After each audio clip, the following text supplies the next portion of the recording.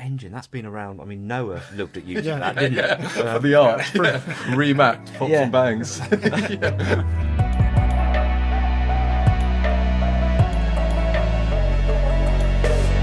Hello and welcome to episode 39 of the Evo podcast. I'm here with Henry Catchpole, John Barker, Stuart Gallagher. How are you doing? Good. All good? Thank you. Yeah. What have we been up to kick off? Henry? I have been on the Ferrari Testarossa launch, the 849 Testarossa launch, which I know you talked about in the last podcast, but when we got back from that, we shot a little bit of extra for the film, so I went down to DK Engineering and shot David Cottingham, seniors for like 40 years. He's owned this 500 TRC. So the very first test one, the 500 TR was the very first one. In the C, they basically just modified it for Appendix C of the regulations. I think I have a full width windscreen. I had to have a passenger door as well, and sort of just little things like that. So it's basically exactly the same as 500 TR. Do you get to drive it? Didn't get to drive it this time. No, it was kind of.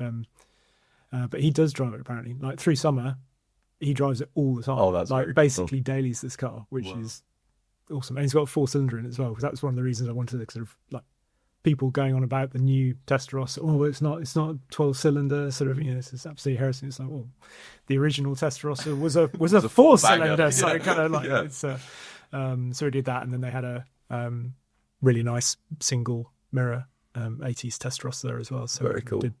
Did those, which was really fun to kind of have a look around. So, yeah. How'd you get on with the new car?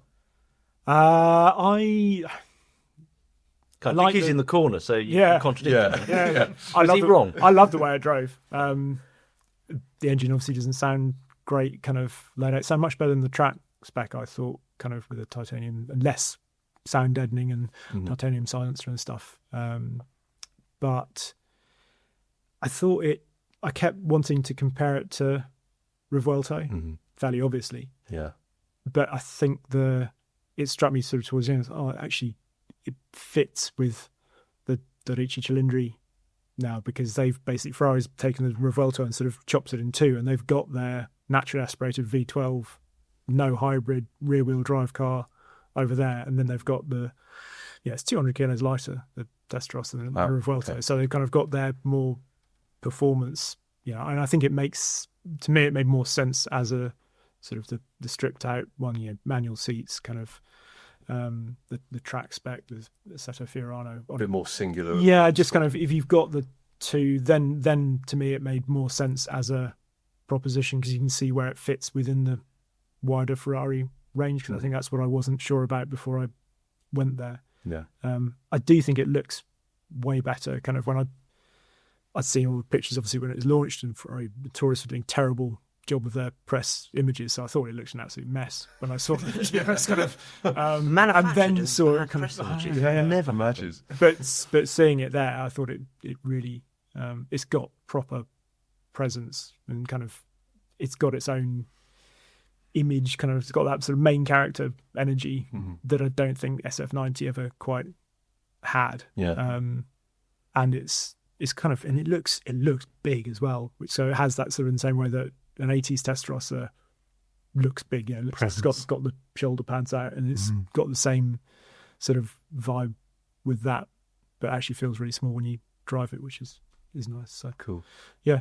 I think Dickie's conclusion in the mag was that he's really impressed with it, but a 296 offers so much as it is as a road car. Yeah. Is that kind of where your head was at with it, or is it just another step on again? I mean, yes, it's 296. I'd driven 296 Speciale not long before I did Dickie. Obviously, we were on the same launch, and you just think how much more performance, and so drivable despite being rear wheel drive as well. So, how much more do you need? The only thing I'd say is that on Monte Blanco is the circuit where the launch was, and it's got that amazing, so it's nearly a kilometre long straight, and the 296 GTB launch had been there as well, and the Aston Vantage launch, and I went back and checked to see what speed we were doing at the end of the straight before it braked, and the Testarossa was getting off 20 miles an hour faster at the end of the straight. Wow. Which is a big that shows kind of what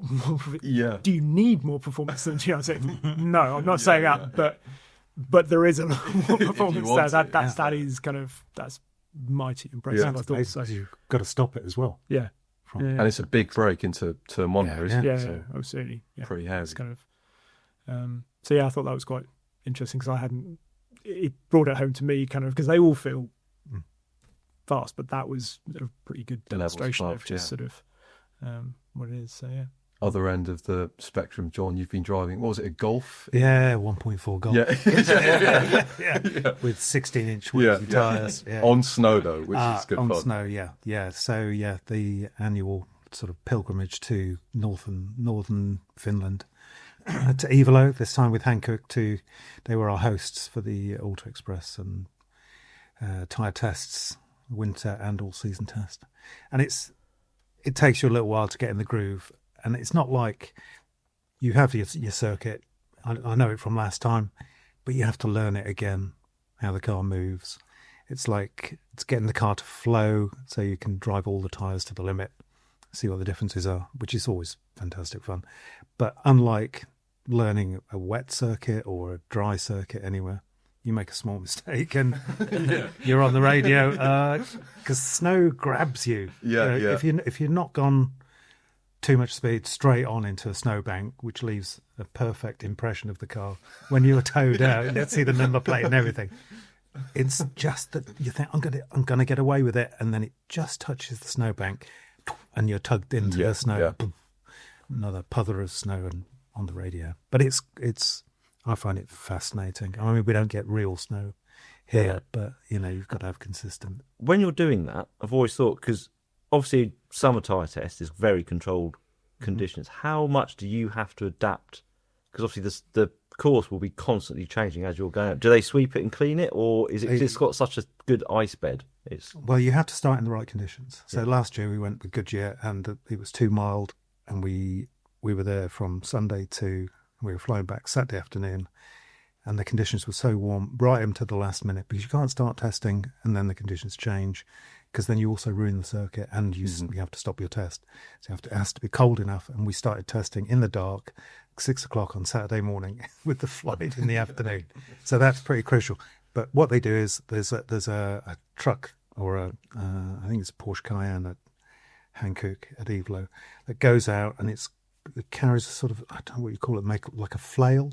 It's like a massive metal grid that drags behind, and there's a load of tyres as well rolling round. So every time you come to it, it's a pristine circuit. So you do your installation lap, beep, set the lap timer, and then you have 3 laps. Oh, so you're doing lap times as well? Yeah. Wow. So you set we set 3 lap times, because generally the first one, you're just finding out where the limit is, and then the last 2, you're trying to get the very best out of the finesse, yeah. So you take the best 2 lap times. Why Golf? Just it's a very consistent car, I guess, and quite easy to read. It's interesting because we've always fought shy of going for Mark 8 Golf, because it's less it's less agile. It's worse. From a tyre testing point of view, the Mark 7 has better steering, more tactile steering, and more natural agility. And now, as it happens, the Mark 7 that we were using developed a slight fault, which is probably partly to do with me burying in snowbanks. So we had to switch to the Mark 8, and it's instantly different. The engine's more coarse, the steering's heavier, less tactile. The agility is slightly different. It feels more synthetic at low speed, less available at high speed.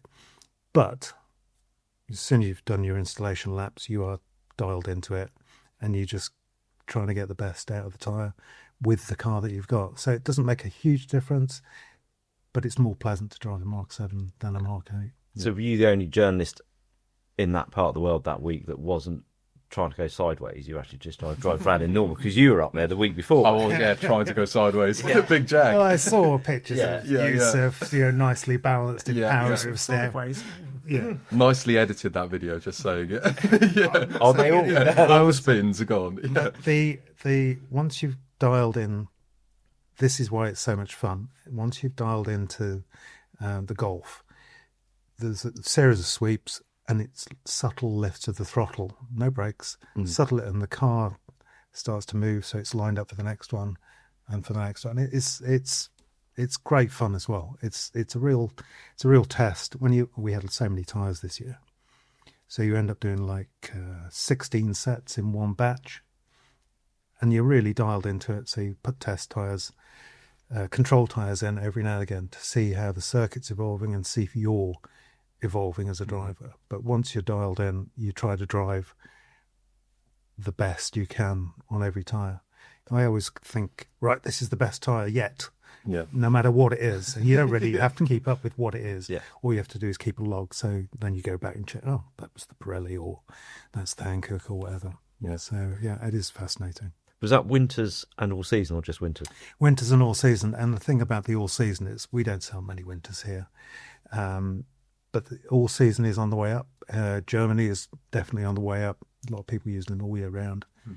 And the difference between the tyres is not that great in terms of lap time. Some of the best all seasons are almost as good as the winters. The winters just have a bit more bite, and they recover a bit more quickly. So for if you're driving on snow, you would definitely go for a winter. But if it's only a very occasional snow, an all season is a very good compromise. And are they getting better during the other seasons?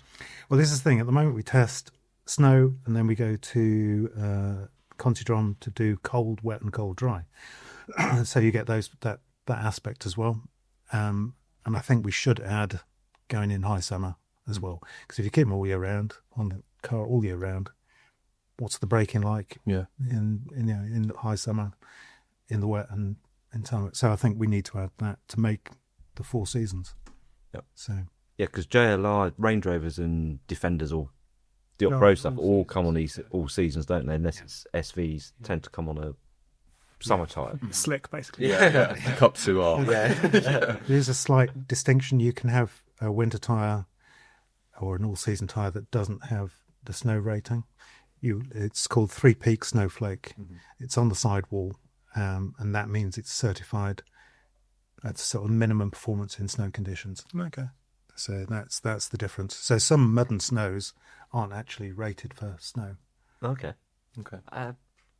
It sounds weird, doesn't it? But yeah. Do you think it's still worth? I mean, traditionally the best advice is to run a summer tyre in summer and then switch over to full winters. Is that still the optimum, or can you get away with an all season? I think, oddly enough, an all season would be best for sort of late autumn to spring, and then a summer tyre is still better for summer. Even the guys, the manufacturers of all season tyres, who are sort of pushing the performance, when you get to dry braking in the summer, the compounds are getting better and better, but there's still not a match for a summer tyre. And also in terms of water clearing as well, you get massive grooves on a summer tyre, which is much better for displacing water. So wet braking is always the crucial test for any tyre, because that's when you need the maximum performance. I think adding that bit to the next round of tests we do on winter tyres would give the full picture of its performance. Cool. Stu, what have you been up to apart from healing a broken ankle? Healing and meetings. Okay, more meetings. Right. Not a huge amount. Start of the year, very busy for us, planning what you're going to spend the budget on for the rest of the year. Yeah. In and out of test cars, really. Range Rover SV you were in? And Range Rover SV, which is very useful if you've got a 5-hour drive with a busted ankle. It's quite a comfortable thing to drive. Helpful when it's your left ankle. That was it. It's Edition 2, which I think is they couldn't sell all of the Edition 1. Here's another one. So here's another one. They just peeled the sticker. Changed it to a tape. Wrapped it blue. Big over winter. You just that big SUV thing that you can pile people in and do big miles in. And I'm in our M240i at the moment, which we've been running for 3 or 4 months, which you won't see appearing anywhere because it's actually the wrong car. BMW did a facelift of the 2 Series with new bumpers, screens, software. Then they updated the 240i powertrain with this mild hybrid but unfortunately the car they sent us didn't have the engine upgrade, so that's going back. Yeah, that's great. Is it any good though? It's weird because when it first came out of that M240, it was really it sort of sits in its own class. There's nothing really competing with it. It's four-wheel drive, isn't it? Yeah, so it's X-Drive, but it doesn't feel four-wheel drive. It's still, the original had that nice balance. This feels a little bit more sort of vanilla. It could be front-wheel drive, could be rear-wheel drive, could be four-wheel drive. It hasn't got that sort of character that the original car we had. Whether that's the effect of the original car was so impressive when we first drove it, and sort of 3 or 4 years later, you've kind of got a bit used to it. Yeah. But it doesn't feel like a 6-cylinder BMW. Really? Just, it feels, if you said it was a 230i with a 4-cylinder, you go, oh yeah, so that feels about it. It doesn't have, I don't know, it doesn't have that sort of personality that makes it an M240i. It just feels like a 2 Series coupe. With a bit of power. With a bit of power and the gearbox is constantly changing down, almost to remind you, I've got some power. Do you want to use it? It's like, well, no, not really, because I'm on the M11.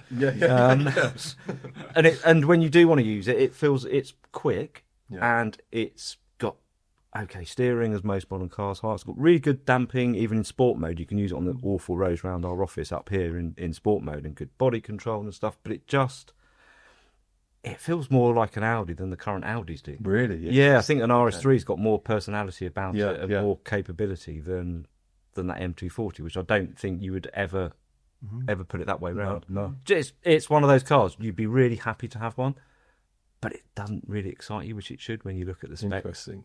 Yeah, you're right, because Audi's kind of gone the other way, hasn't it? Because RS3 was always, had a great engine, but not so engaging chassis-wise. And now that's come on quite a bit, and sounds like this is a bit more lifeless and dead in your hands. Capable but not memorable. Yes. Yeah. You don't get out of it and go, well, that was great. Can't wait to do that on the way home again. You get out of it and go, oh, right. Yeah. What time's meeting? It's such a shame because all BMW 6-cylinder engines were always sweet. Yeah. Even if it was just a 2-litre normally aspirated, the 320i, it was always loads of character. Yeah. It's almost as if they've tuned this back so it sounds like they're 4-cylinder engines, which BMW 4-cylinder engines aren't the most characterful anymore, are they? Yeah. And it's almost they've gone back the other way. It's got no sort of depth to its delivery or anything. Okay. It's strange. Has it got like a synthesised noise inside? It's all, which I don't think helps because you're listening out for a 6-cylinder note, but you're getting a synthesised just loads sound of bass and loads of. Well, it's funny because as you go through the revs, it's so distinctive in how it changes its tone. I think that distracts you, and that makes you think, "What am I actually in again?" Yeah. There must tuners, electronic tuners, must be able to play different tunes with engines. Yeah. Through the speakers. There's a whole market of enthusiasts who would like to dial things up and down, like on a graphic equalizer, to get the noise that you want. And it does that, and it's like pretty much every modern car. You're in it, manoeuvring it. I had to shuffle cars around on the drive the other day, and I moved and got out of it and left it running. I'm sure I left that running. It's silent on the outside. Yeah. Really? Yeah. Wow. Can't hear a thing on the outside. And just if you leave early in the morning, you sort of send a message home. Well, sorry if I woke you up. They're like, didn't hear a thing. Yeah. But what? Yeah. And it's that weird sort of, let's just make it all synthesised so the driver hears everything, but you get out and it's silent. I had an E53 as well, which was quite similar. Mm-hmm. It felt inside that, okay. You're always worried they've taken the V8 out of it. It's not a 63 anymore.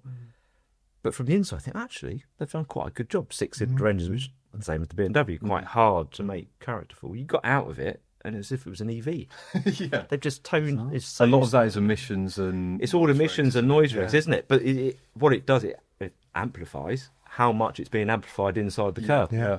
And actually, when you're in the car, sometimes you want it to be one of the best USPs of an EV is how quiet they are, and how relaxing that makes it. But it's a weird car, that BMW. It's not quite sure. Be interested to actually drive the proper one with the hybrid system. See how it On the noise subject, I was recently in the new Macan GTS, the EV, and it's got this new synthesized noise which is like bespoke to the GTS and stuff, and it does help you kind of gauge your speed, and when you go into corners it does like a engine braking effect kind of thing.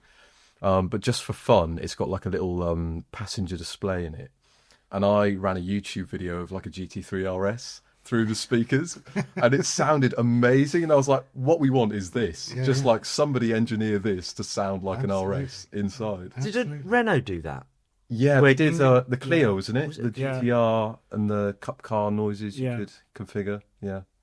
So you were driving a Macan electric GTS Yes. with one of your GT3 RS videos. Playing in Playing. the background, yeah. It was great. yeah. I've also been driving the another Golf, actually, the new Edition 50 GTI, which was, I mean, yeah, we've been quite hard on the Mark 8. Yeah. In How many goes have had it? They've, now? God, yeah, they've had, well, GTI and R originally, then Mark 8.5, GTI and R. But this is kind of like their last opportunity to say, look, we can build a proper hot hatch, and it's not just the Mark 7 that was great.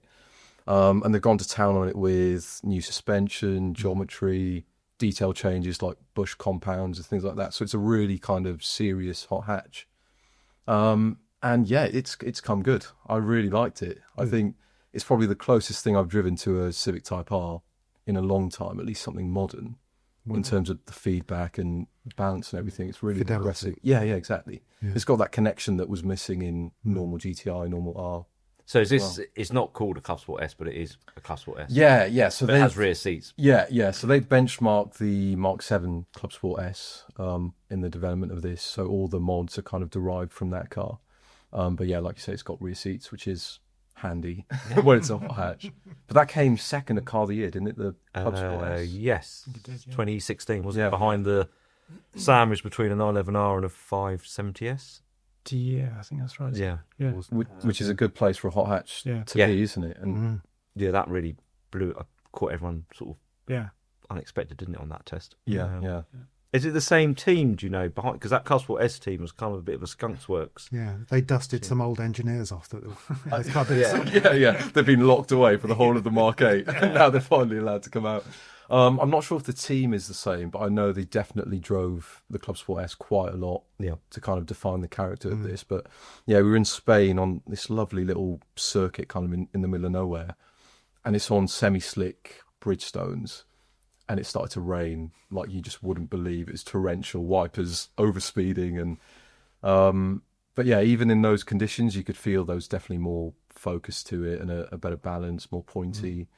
Still not the most characterful engine though, that EA 888, I don't think. And it's still got DCT only, it's not Yeah. a manual, Okay. which is a shame. I think that would probably That lift is it a bit. shame, But isn't it?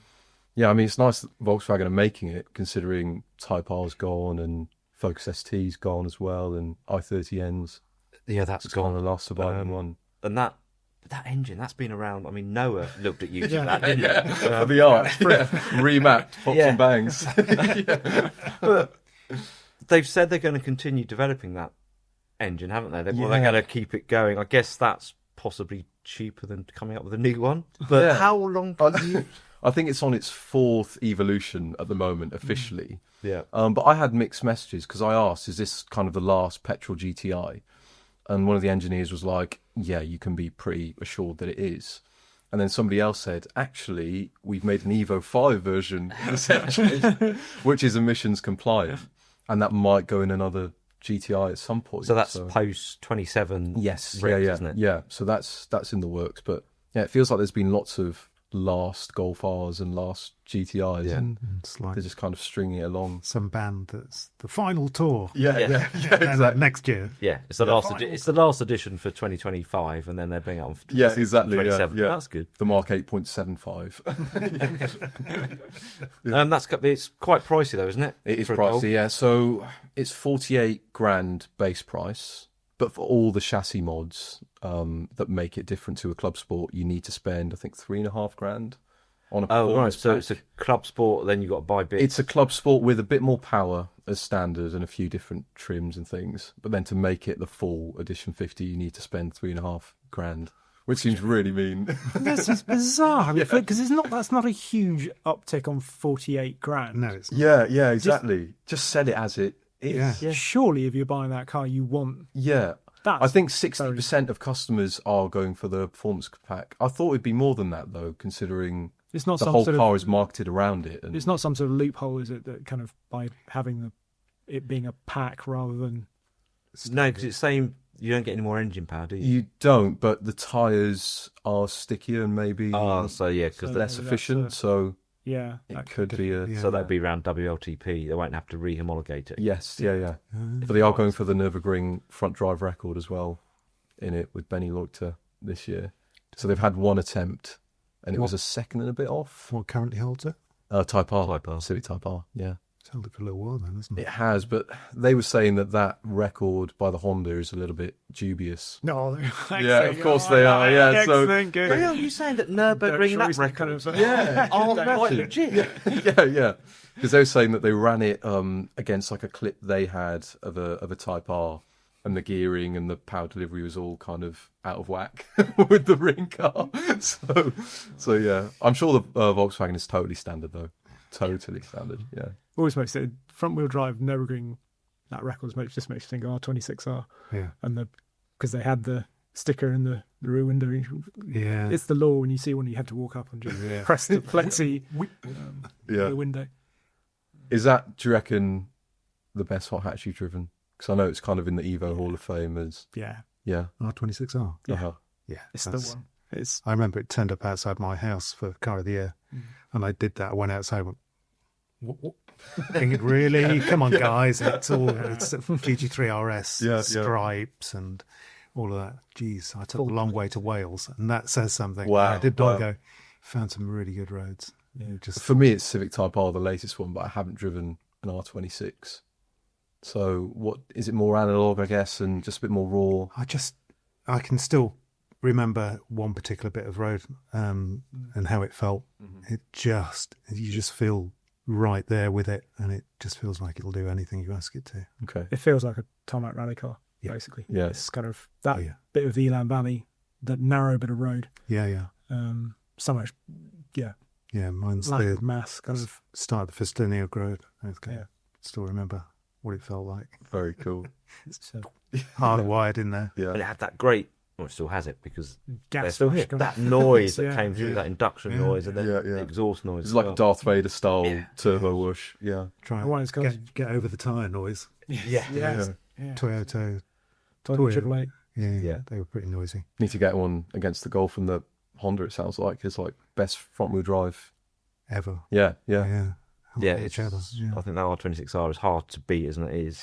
It's just because it didn't have, certainly not got ridiculous power, but the diff was just so well set up because so many at that point Yeah.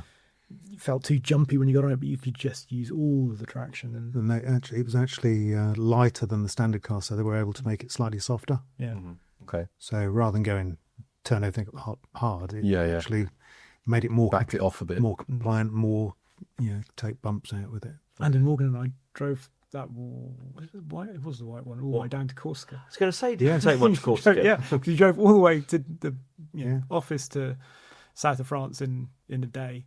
Wow. Of course, there was no radio in it. No. So me and him got the overnight ferry to Corsica. Wow. 2 days shooting, overnight ferry back, drove all the way back. So- Awesome. and we're still friends. Yeah. Kind of like, Must be a bit Although he doesn't sick, answer- Well, actually, I spoke to Andy yesterday. yeah, exactly. Said obviously. Got some words Say about we should that always trip, meet yeah. up, and we never do. Yeah. That was where you found a road sign that said werewolf, wasn't it? Yes, yeah. Really Strange place. bullet holes in the signs, and it was really good. Yeah. And they couldn't sell them all. Yeah, Wow. not the Okay. car that journalists said this is the best car ever. So it was meant- And no one bought and it. the public Nobody went, listened to us. Didn't they send them back, or did they go to They dis- MSV? I think to they Partners discounted Sport the and- last sort of 20 or so, Yeah. didn't they? But some went, I think, back to France. It's like, Wow. no one wants them. That seems like quite a common theme with really special cars sometimes. Like Project 8 didn't sell, did No. it, for Jag? It's a bit extreme, isn't it? Yeah. No rear seats. That's Yeah. always yeah. the problem. Yeah, exactly. Cool. Well, should we call it then? Have a bit of a break? What have you got for us, John, Yeah, today, wow, biscuits John. wise? Well, missed these. I went to the Scandinavian and bought back biscuits for Nice. lovely. I'll let you pronounce that one. What's it? Doris, Doris. pretty easy. Yeah. Oh, yeah. Doris is easy. Yeah. Yeah. have a munch on the Doris. And whatever that one says, Stu, what does that say? Paprika biscuits. Why have you bought those? They're not. It's ginger. It's ginger. Great. Right, we're going to tuck into those and see you after the break.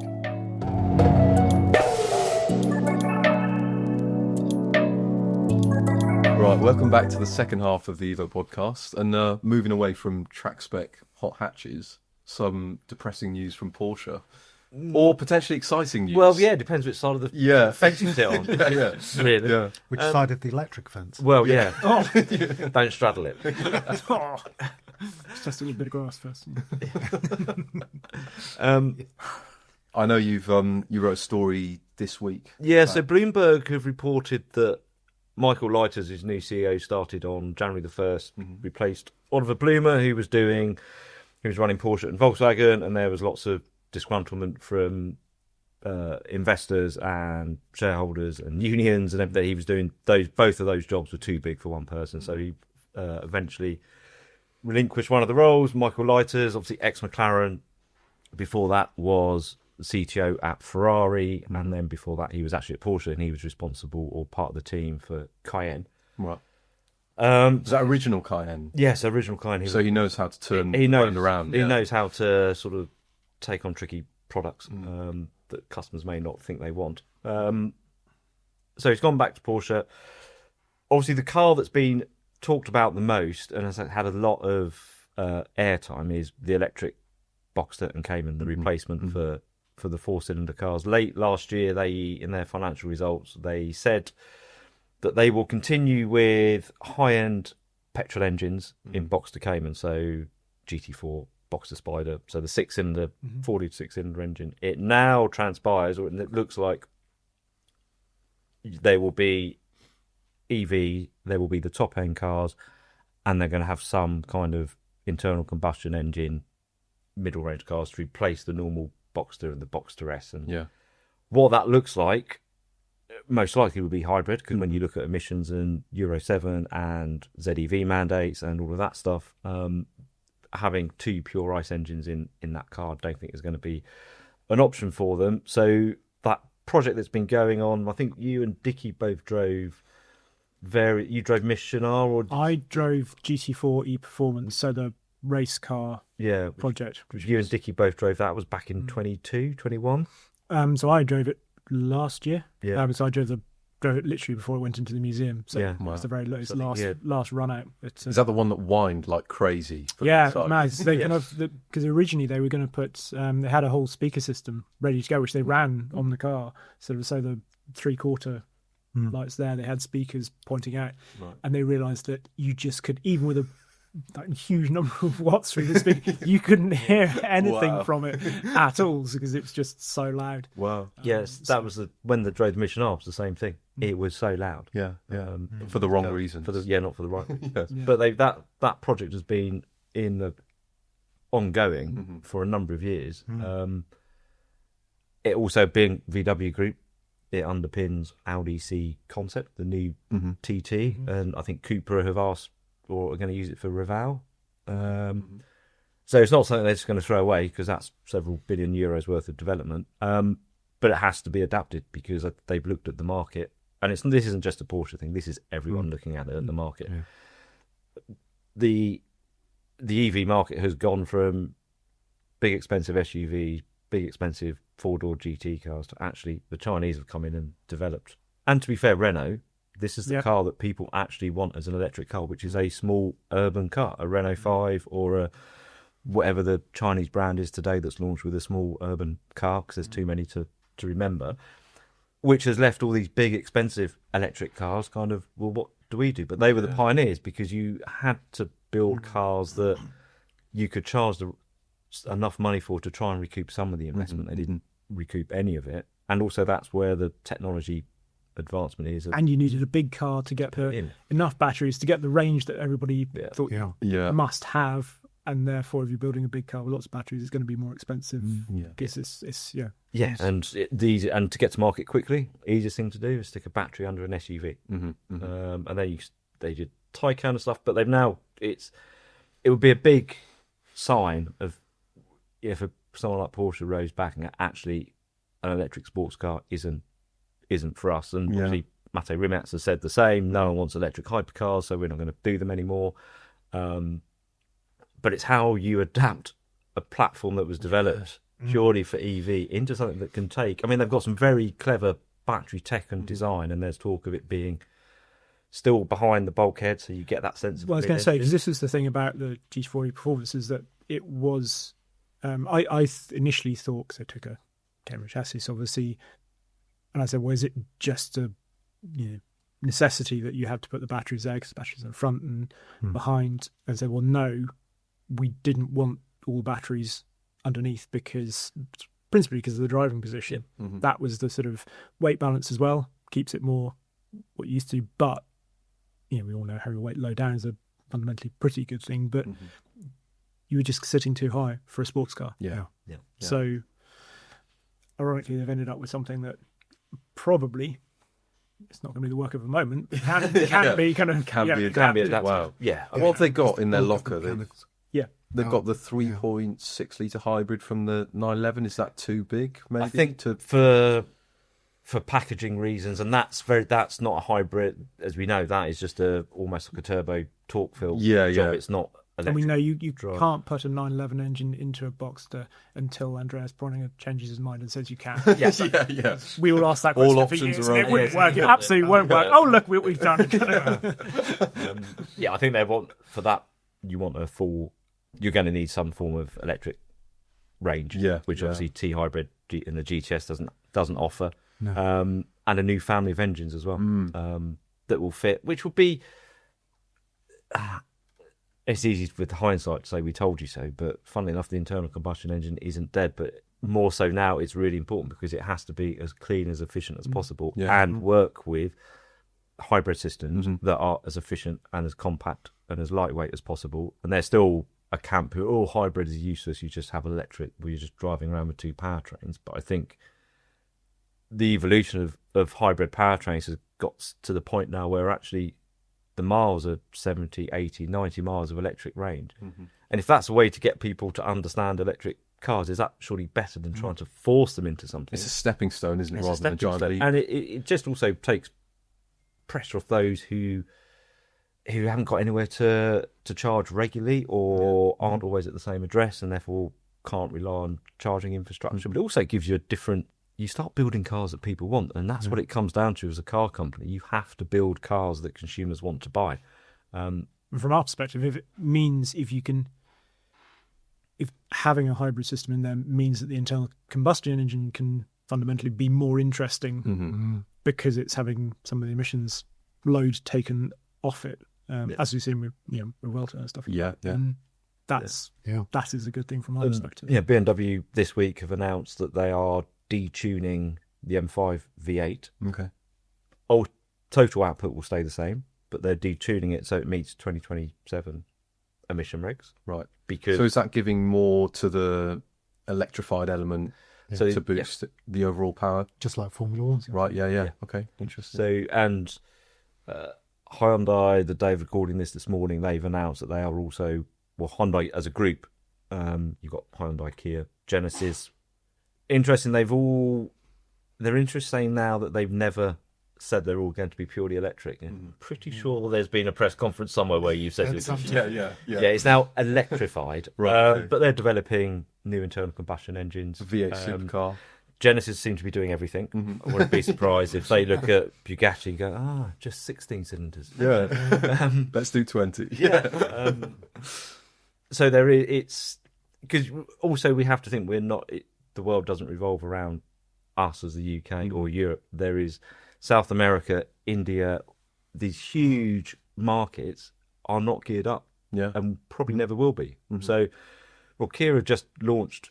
It's a K4, which is a C segment, which is a Golf Focus petrol manual hatchback. It's coming it's launched in the UK. And their rationale is, there's still people that want to buy these cars. Yeah. So why would we not? We will disappeared. We will build cars that people want to buy, and to Porsche, people want to buy a sport. If you're buying a sports car, you're buying it because you want a sports car, and a sports car is core thing is its engine, and if you can have it as clean, as efficient as possible, and there's a consumer for it, there's no point building a load of cars that no one wants that sit in fields and. I mean. Boxster Cayman was never as big a seller, I think, as perhaps you might have thought. So to then be kind of to make it less desirable. yeah. I mean, because it peaked quite early, didn't it, Boxster? Yeah. In terms of its sale, Cayman sort of came along and gave it another push. But actually, if you look at the numbers, Yeah, it's not. they've been on the decline for a long time, which makes a sense of 7-8 years ago when they have to make these decisions, if not more. Well, it's on the decline. EV is going to be the way because of legislation coming. So this makes sense. And I think we've mentioned it a couple of times in podcasts, and people have written about it online and in the mag. Who'd want to run a car company? Because you're having to make decisions so far out. When the legislation is just changing constantly. And then you've got people who just throwing in legislation because it gets them a headline. Yeah. They don't care. They're not going to be around to actually see it through. Yeah, and they're like, I've spent $4 billion on creating an EV. I think, well, you've been up in Arjeplog with Yes. Jaguar. I have a feeling, I think it's about $5 billion. Oh, really? Jaguar has invested in electrifying itself. So, of course, that takes into account they've had to redo all the factories. You've got to come up with a whole new platform, powertrain, just recruitment. You're different engineers. You've got to have software engineers must be able to name their price. Yeah. And that investment, everyone is having to make that level of investment while at the same time still running a car business. You've got a gap. We've got these old cars that people are being told they're not allowed to buy, but they are allowed to buy because the messaging is really poor. Yeah. And at the same time, you're in alongside each other. You've got to then develop a completely different powertrain that needs a different factory, different suppliers, different workforce, different marketing strategy, the whole kind of thing. And it's who'd want to run one? So good luck to Michael. I do wonder whether, because obviously Alpine A110 production ends this year. Which will sort of take a moment for that. They've said the replacement will be EV, but thankfully they've also said, well, we're working on a hybrid as well. Yeah. The CEO of Alpine used to work for Michael Leiters at Ferrari, so I suspect they've had a conversation. Yeah. What are you doing? What are we doing? So that would be fascinating to watch of how that pans out as well. So I think Jaguar is kind of full steam ahead with EV at the moment by the looks of it, because I was in Sweden driving the new GT prototype, and obviously, I mean, like you're saying, it takes so long to develop these cars. I think they started around COVID time. Yes, it's literally 2 days before COVID or something. Yeah. Right, get going. Let's do this. Yeah. And it's a totally bespoke platform, and they're going full steam ahead on this kind of crazy proportions for this new GT. And I don't think, I mean, speaking to the engineers, there's no possibility of making that a hybrid or compatible with an ICE engine. Yeah, there's no, because I did a ride before Christmas before you went to drive it, and same questions. Yeah, but you can put an engine in it because it's massive. It's massive, but it's very low, isn't it? So it's like, where would the engine? So there's no in the GT. I don't think there's any room at all. Where are the masses then? So we've got 120 kilowatt hour battery, which weighs 700 kilos. So as much as an S1 Elise, just in the floor. Those of you on the podcast, my face is shocked. Yes. But then somehow they found 2 tons of car to add on to that. So it's 2.7 plus tons, which for like a totally bespoke brand new EV seems crazy.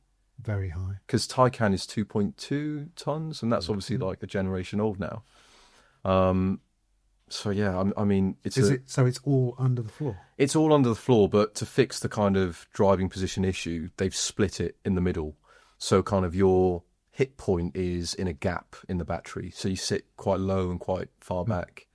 But yeah, I mean, looking underneath the car, it's so tightly packaged with like crash structures and motors and control boxes and things that there's just no chance of putting. Yeah, that big, what looks like a big bonnet, the way you could just put a V8. Yeah, it's actually full of stuff. It's full of crash structures. It's where the motors are, which of course have to be protected. Yeah. Battery is right under the floor, as far forward and back as it can go, isn't it? It's and it's structural as well. It's quite a thin battery, so it's full length, so that has to be protected not just from underneath but front and rear. Is it 4-wheel drive? It's 4-wheel drive with 2 motors at the back and 1 at the front, which is through an open differential. How does it drive? It drives very well, actually. Yeah. So I kind of went in thinking that it might be a bit of a Taycan rival, kind of a sports saloonish kind of thing, 1,000 horsepower, torque vectoring, all that kind of stuff. But I came away thinking it was more like a Bentley, I think, or like a miniaturized Rolls-Royce Spectre in a way. Yeah. So it's very kind of relaxed and comfortable. And Matt Becker, who's kind of behind all the engineering of the car and setting it up, he was saying that he drove a lot of older Jags before starting the project. And one of his favourites... That explains the weight then. Yeah, exactly. yeah. One of his favourites was the XJC V12. Yeah. And he was like, structurally, it was terrible. It had terrible steering. Not his words, but yeah. What did he get from it? That's how yeah. But I think his main thing was that it was very relaxed in its ride, and it had a really nice fluidity to it, and it was kind of moderately engaging without being an outright sports car. And I can sort of feel the DNA of that in this new car. So are we going to see a broad speed version of the 00? That'd be cool. Yeah. How big would that be? Yeah, you have to make it bubble up. Yeah, exactly. Well, this one's 5.2 meters long, so really big car. as well. Yeah. Wow. And it's 4 doors, but the rear doors are extremely narrow. I mean, I didn't jump in the back because it was just full of prototype stuff and gubbins. So it's like is it the Mini Clubman had it is, but it's not a suicide door. It's just a really small normal door, which is didn't really. Is it tricky for a Is luxury it car? actually a small door, or does it just look like a small door? I think it is a small door. Yeah, because you open the aperture and it just looks wrong. Close to you. The perception of it. Depends how far away from the car you You are. have to think, because it was a massive car, and you go, "Oh, that's a tiny bit." Actually, walk up It's to as big it. as a smart car. Exactly, Yeah. But yeah, no, it's interesting because as well as the comfort aspect, it's still got 1,000 horsepower and torque vectoring and things, like I said. So we were on a little handling circuit at their winter testing facility. And there was one car that we drove which didn't have any stability control on it. And that was more to see what the car's like when you explore the limits. And it is quite amazing what the torque vectoring can do in terms of hiding the mass, but also stabilizing the car. Like, you can really chuck it around, and not only does it help you turn in, it also softens your inputs if you're too aggressive. So you can get into a really nice flow with it, and it does like to slide as well, which is not especially relevant for a 2.7 ton. But it shows agility. Yeah. I mean, there's an underlying playfulness there, which was quite good fun. But they've gone deliberately quite make sure it's not a Taycan Rive happening. It has got active anti-roll bars. But it's not.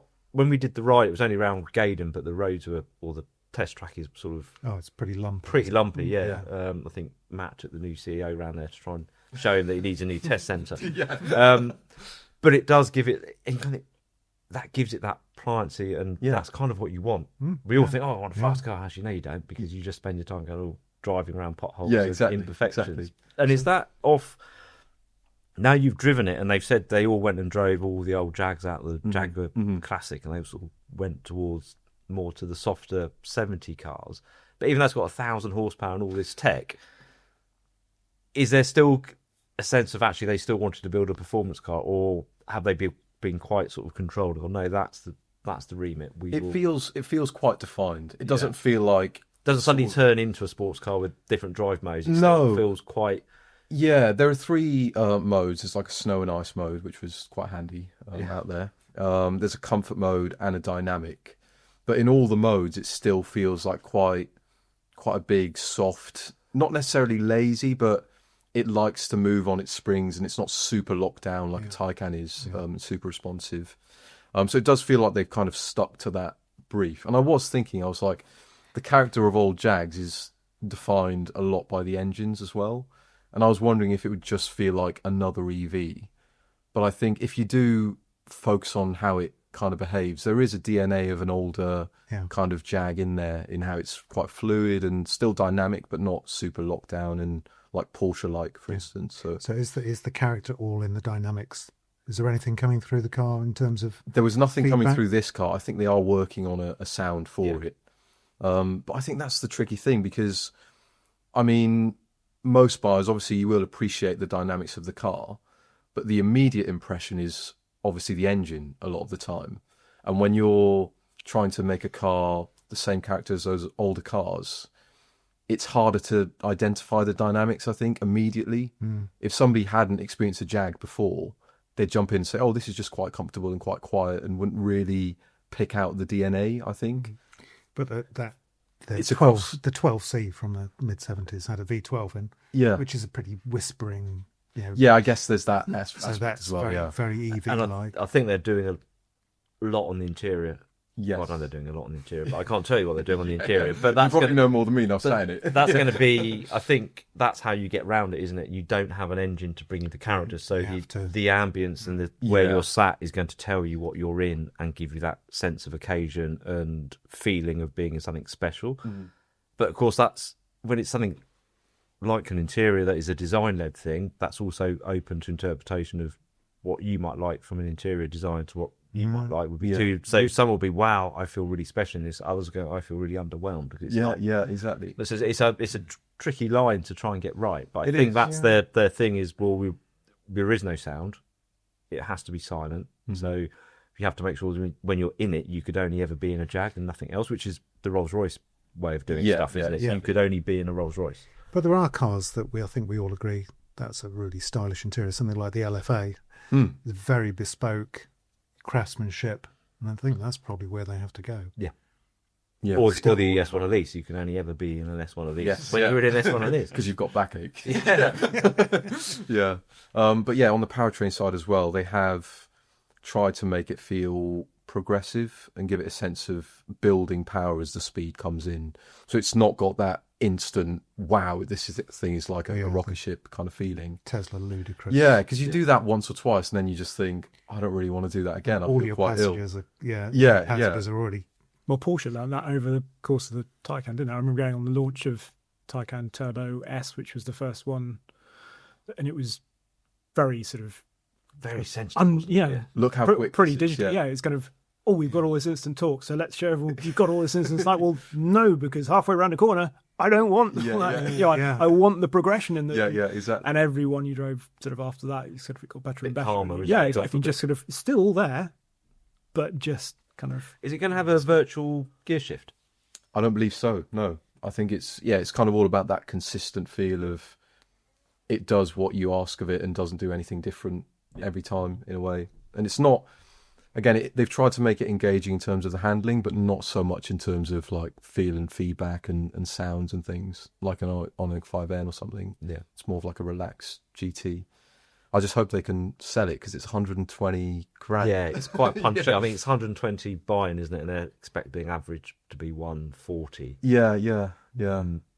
Which is it- very punchy. But it does look like, it will look like nothing else on the road. And That's going to be the thing. that's going to be the thing. Yeah, you go for that. It's a statement car. Yeah, and despite all the tantrums when it was revealed or when they sort of said this is what we're doing, I think when people see it and there's going to be enough of a lag, you'll go, actually, this is a statement, this is what I want to be seen in. It's going to be cool to be in that car. Yeah. And if you're still ranting about it, you're like a bloke shouting at the clouds, aren't you? Yeah, and you're not probably in the customer. You're not, no, I mean, every X-type customer says that's not a real Jag. They were never in the market for it anyway. Yeah, they've got an X-type that's 20 years old. And I think that's the thing, isn't it? A real Jag should be. Do you think some guy called Jerry has got his name down for one? That's a sore subject. Did that come up at all? And Yeah, they're very tight-lipped and PR-ish when it comes to Jerry. Yeah, well, when we did the passenger ride and went to see the car, was 2 days up. Was the Tuesday after Jerry left on the Friday. So it shows that no one person's bigger than the company. So they didn't can this event that I went on with a few others. I think he might have one. I don't know. Well, it might be one of these cars that actually, in a few years' time, everybody goes, "That was a pretty smart move." Yeah. You've got to wait and see, haven't you? Yeah. They are making an SUV as well, which is kind of going to be their volume-ish seller. I mean, they've moved to a more high-end bracket than they used to anyway, but the GT is kind of the halo product. Yeah, and everything else is below, isn't it? But they've got that, as you mentioned, until Andreas Pruninger says you can have an i11 engine in a Cayman. Yeah. Jaguar has the same problem as, you can't compete with Range Rover. Until we need you to, and then actually we can't get the Range Rover electric down to the weight we need it to be, so we're with the Jag. But that's the one that worries me, is because that's in that volume space, and that's where we've seen Audi, BMW, Mercedes, all those other big electric premium SUVs suffer slightly. And you bought one and you haven't gone back, and that's the one that worries me. And I think that's the one that counts the most, isn't it, for them? It's where the cash is going to come from, and that's possibly one where they might need to spend more money on that platform to try and do a Porsche and reverse engineer a hybrid system. What is the body material? It's aluminium mostly. Really lightweight Gaydon aluminium. Yeah. Yes. yeah, which 2 never tons really came through on the other products, did it? Yeah. But it's I did ask about potentially converting it to ICE or hybrid, and they said it was in theory possible, but the whole platform would be 90% new. Yeah. So it's pretty much impossible. Without making something else. 10% possible. Yeah, exactly. Yeah, if we really had to. Yeah, I think for the GT it's too far down the line. Yeah, but the SUV, I think they might have to look at it. I think it's that, or you don't do it because you just look at the numbers. China, a lot of Porsche's woes and everyone else's is because you've got just 2 issues. Is China's had a big downturn in the luxury market, so they're just buying localized product, and their localized product is so much better than anything the Europeans are pumping out at the moment. And then you've got tariffs on the other side from the US, which is hitting everything. So you've got to build the cars that you can sell. But why would you make another SUV when there's somebody else in the company making an SUV? Why wouldn't you just reuse that platform? I guess it's probably going to sit a fair bit below a Range Rover. Sit below Range Rover, it'd be between Range Rover Sport and Range Rover Wave. Yeah. But then Jaguar must be doing the whole range of, the smaller Evoque size vehicles as well.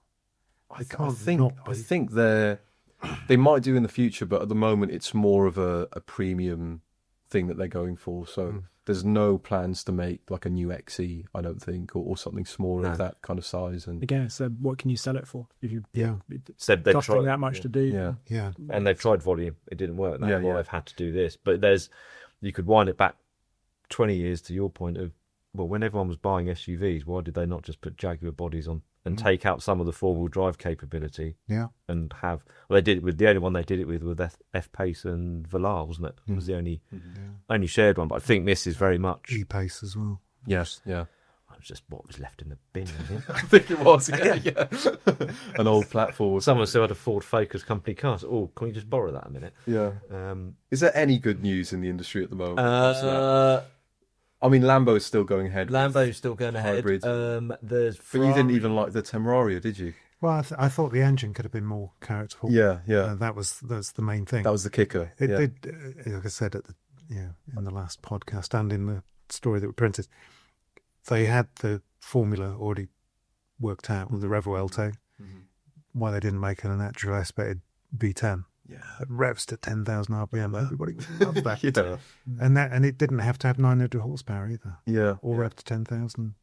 But we'll give it another go. I'm sure it'll evolve as well. Well, they all do, don't they? Yeah. Hurricane took a while to get going. Bit of Gallardo. Yeah, God, it had terrible brakes, didn't it, to start with, and seats. So yeah, felt like it took them the full spectrum of Gallardo and Huracan really to kind of get their head around it, get to the Technica, and there we go, we've done it right. Yes. Production, but wasn't it good, the Technica? Yeah, that was great. Yeah, that's the one we'll look back on in years to come. I think. Yeah, absolutely. Everyone ignored and actually oh, actually, just like this, there are 26R, isn't it? Yeah. I mean, there is some. I mean, Mercedes. There is some good news because Mercedes has launched a new S-Class, which has got a new flat plane crank V8 because that's what you need in a limo. That's got to be the first limo style car with a flat plane V8. Yeah, it's not coming to the UK in that car, but it was alluded to. It will come to the UK in something car. else. Yes, C-Class shape maybe, or C, slightly larger. GT and CLE, GT. Won't it? Will have that. It'll be, but it's how big an engine is it? No, I don't know. It's probably 4 litre. It'd be a 4 litre, aren't they? Yeah. Well, not this to have my luxury saloon that sounds like a 4-cylinder, please. Yeah. You're not the biggest fan of flat plane engines, no. No. Hence the Capri. Yeah. But to do that, obviously, BMW have kept the M5 engine alive. VW seem to be, as you mentioned earlier, evolving that engine. Yeah. Hyundai Group is still developing internal combustion engines and looking at how they can go into sectors that others have left. Mm-hmm. You know, whether it's that quite sort of entry point hatchback to whatever Genesis are doing with V8s and shooting brakes and supercars and hypercars. Toyota as well. And then Toyota, which seems to just work on its own. Yeah. Just going, what do you fancy doing? Should we build a new GT car? Yeah. So Sam's mentioned it, hasn't it? He went out to see the Toyota. Mm-hmm. So that's got a new V8, which is 2 of the new 4-cylinder engines that they're doing. And then they're also doing a smaller engine for next generation Yaris as well. Yeah, and Corolla, I think. And the Corolla's well, going in. Yeah. And just keep going on. Yeah. Yeah. Well, if people, and it's that thing, why are you doing it? Because people want to buy it. Yeah. So, and you do wonder whether sort of there's board members at other car companies like Ford or Vauxhall going, why is everyone really excited about Toyota? Why don't they want to buy our three-bodied Volkswagen ID4? It's got a Capri. That's quite an easy question to answer. It's got a Capri on it. Why wouldn't you want to buy it? It's going as well as the Mustang. Yeah. Why do people keep talking about this Coyote V8? It's just it's kind of Because it's really good. It's really, it's you see what the, and again it comes down to looking at it, I think, as a global proposition and what are you doing as a car company? Where do you sell and what cars do you need? Right? How do we make them then work in all the markets we're in? Because we don't get Corolla GR because of market size, and you've got competition, and then you've got to homologate it for the UK and Europe, and is the market big enough? No, but now everyone's left, they probably think, well, it's going to be built in Derbyshire anyway, isn't it? Yeah, so might as well sell it. They might as well sell it here as well. Yeah. So, and it's the same as the Kia K4 is not a car on our radar, but the reason they've done it is because, well, you can't buy Focus anymore. There's demand, but there's several 100,000 people with Focuses who will want a small petrol engine, A replacement for it. It is quite clever though, isn't it? Because I remember 4 or 5 years ago, I was sat thinking, what is Toyota doing? Because they'd just bought out BZ4X, which was an EV, and their only EV. Sounded like a child of Elon Yes, Musk. it does. Yeah, and it was like way off the pace with range and everything. And I was just thinking, they're miles behind. But you can see now that they weren't hedging their bets on EV, and now it's paying them back in a way. They've always been quite vocal on there isn't one powertrain solution. Yeah. So hydrogen, internal combustion engine, an EV and hybrid, and they, the Prius sort of set everyone on that path, didn't they? Yeah. Regardless of what you think of them, and I think probably everyone on the planet has probably been in the back seat of a Prius, and regretted it. Yeah. But yeah, they're very much, it's what can we sell? What does the consumer want? Rather than, the legislators are telling us this, but that's not going to help us sell cars. And and people who run car companies do know better than someone who sat in Whitehall or in Brussels or in Berlin or wherever. Because as you said, they're just there for making the headline. And it does seem like there's a bit of a sort of, the tide is turning in terms of the industry's realised, crap, if we don't do something about this, we're going to be laying people off, shutting factories. We're going to go obsolete. Stellantis have done the same with Alfa Romeo, particularly Giulia and Stelvio's been delayed. And the quadrifolios and stuff. That is quite old. We do like it, but wow. I wouldn't mind it sticking around. Yeah. It's a good car. Yeah. Another excuse to get long term on both. Yeah. But it's that's what you have to. Otherwise, you just disappear. That's what happens, isn't it? Yeah. You don't build the cars. I think Dickie mentioned the other day, Ferrari are looking at a 12-cylinder oval cylinder engine. I think he sent some details. Which is they've always said they'd build V12s for as long as they're allowed to build. I'm sure what the advantage of an oval cylinder is. That's probably one for another podcast, isn't it? That was a Ducati thing, wasn't it? Honda, I think. Honda did a oval, one of their race bikes. Yeah. Well, Honda as well. Prelude, building a coupe when everyone else is moving out. And their HRC shows some concepts at Tokyo for Civic and Prelude as well. So, the Japanese, they sort of seem to be getting on with their guns. Whereas sort of the Europeans sat here sort of talking about it and not doing anything about it. Is there any news on McLaren? What so I think they're sorting out the mess that was left. W1's obviously their big car, which hopefully at some point this year we will drive. I think it's on It's been on their social media accounts of Gareth Howe doing some testing. It looks, as you'd expect a hypercar to look these days, bloody quick and impressive. Yeah. But that falls into the space of F80s does and all those new hypercars, and the people that seem to be buying those hypercars don't tend to be buying them new, but they're going back and buying the previous Holy Trinity of Carrera GTs, P1s, Enzos. But yeah, they're due some product quickly, McLaren, aren't they? Yeah. In Artura. It's been quite quiet a couple of years, isn't it? Yeah, I mean, obviously it went for obvious reasons. They've not had much coming out. But that needs to change quickly, I would have thought. Very We're going quickly. to capitalise on that those world championships. Yeah, coming. Exactly. Yeah. The whole that's would have been nice to be able to a few limited editions, maybe. Yeah. Well, A few stickers on a 750S. Lando Artura kind of thing. Well, 50 Lando. where are we? We're doing this second week of Feb, is it? I don't know what day it is. And it was this week they finally. Oh, here's a championship edition Artura. I think you won it in December. Yeah. You knew you were going to win it in October. Yeah. What have you been doing, boys? Yeah. You've got to capitalise on that stuff, and I think that's you don't just want a load of stickers and badges job, but you can do with an Artura and a 750. You can do some pretty cool stuff. Yeah. I'd imagine the MSO team is sat there going, "We could do all this. What can we do?" But McLaren needs to pop its head back out again, come out of the shed this year, doesn't it? Yeah. Remind everyone that they're still there. Because by the looks of things, they certainly can't guarantee on another championship this year in F1 because it seems to be all over, wide open, isn't it? It's isn't it? kind of Yeah. amazing. Yeah. It's been For really kind of Yeah. really exciting looking at all that. Yeah, is on Mercedes sandbagging. Is George just sort of putting a brave face on it because it's Yeah. His first interview, I thought, was pretty telling in terms of they sort of went, all seems to have gone very well. He was so quick. Yes. I mean, given the fact they never usually talk about other teams to go, well, they've been doing really well. They've put in a lot of laps.